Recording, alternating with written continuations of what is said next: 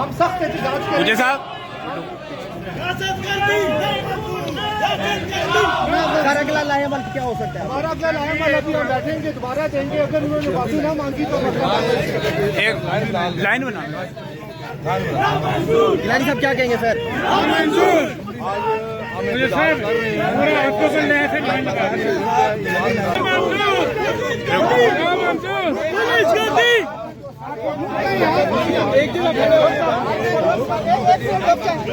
एक मिनट रुक जाओ।